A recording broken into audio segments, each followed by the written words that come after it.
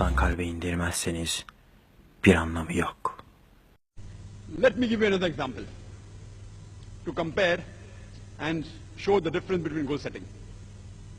I would like to give an example of the man, of the person who had very small means but reached the heights in his field. The man, the person who changed my life and converted me from a doctor of a body to a doctor of soul. And I'm sure you know the name of that man. He's none other than Sheikh Ahmed Deedat. Let us compare his goal setting. Sheikh Ahmed Deedat. And if you know the life history of Sheikh Ahmed Deedat, he acquired education only till standard 6. Because both his ends could not meet, he was forced to leave his education. After passing standard 6, he was forced to leave his education. A man with small means. He was forced to leave the country India where he was born. Then he goes to South Africa. He does a job of a salesman. He works in a furniture shop.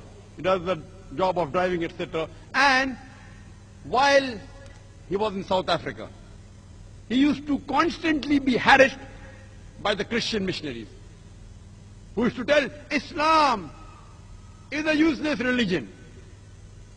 It is merciless. They used to attack Islam. And because he used to get harassed, a desire came in his heart that I want to reply all the allegations against Islam made by these Christian missionaries. I want to give a fitting reply to these Christian missionaries. Imagine a man only studied to standard 6. But naturally he had faith in Allah. He strived. He stumbled across a book. You know, the books which were lying in a room which had dust on it. He stumbled across a book by the name of Izar al-Haq, the truth revealed by Maulana Karanvi, Rahmatullah Karanvi. And he gets the direction for his goal. That's how he started. And he strived for 40 years, till the time he challenged the stalwarts of Christianity.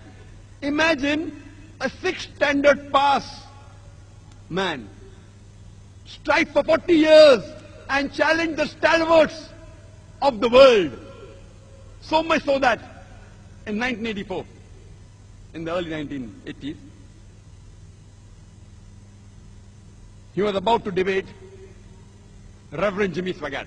And at that time, in 1980s, Jimmy Swaggart was the #1 most powerful, most famous Christian televangelist.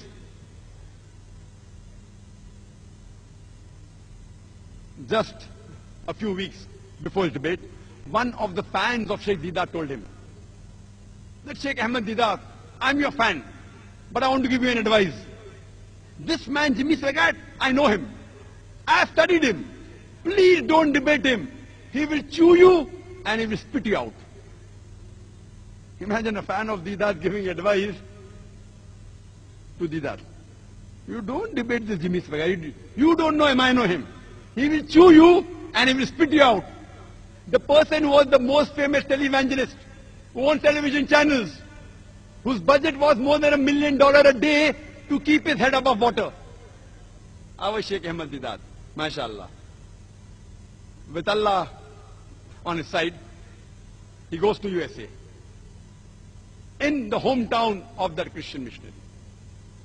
In the country where he's famous. He goes and he has a debate. And alhamdulillah, summa alhamdulillah, with Allah's help, he turns the tables over. Imagine a man of small means, not even past school, leave aside being a graduate. challenges the stalwarts of Christianity, so much so that he became the biggest stumbling block for the Christianity of the world, for the Christian missionary. One man alone, Sheikh Ahmad Deedat, with the help of Allah subhanahu wa ta'ala, he challenged the whole of Christianity.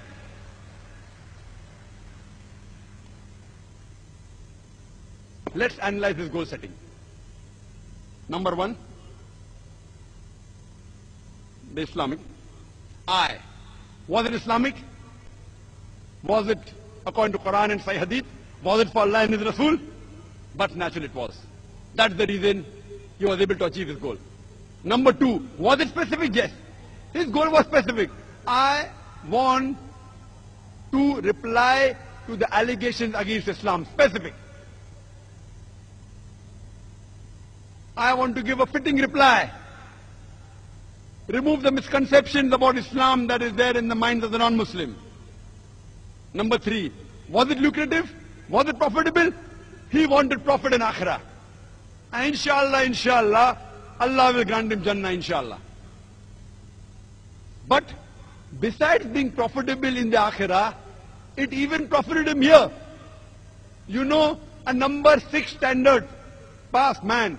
In 1986, he gets the biggest award in the Muslim world. He is awarded the King Faisal Award for service in humanity. A 6 standard man. He didn't do for the award. Maybe he got $200,000. He didn't do it for that. Maybe for the gold King Faisal Award. He didn't do it for that. He did for Allah and His Rasul. Allah profits him in Akhirah and even in this world. Lucrative. A. Was it apt? Was it appropriate? Very apt. At the right time. His style, everything at that time. When the Christian missionaries were hammering the Muslims, our morale was at the lowest. This man, Sheikh Ahmad Deedat, he inspired thousands of youngsters, including myself. We could at least raise our head and stand. Apt. M. Was it measurable? Yes. What did he do? He collected the books of Christianity, the Christian missionaries who wrote against Islam. You know, John Gilchrist, all these books, Jimmy Swaggart, and started replying.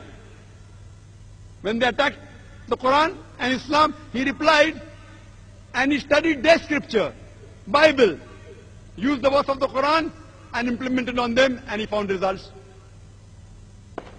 Measurable. I. What was his intention? His intention wasn't to become famous. His intention wasn't to win the King Faisal Award. His intention was to please Allah and His Rasul. C. Was he consistent? Yes, he was. Imagine, he struggled and strived for 40 years.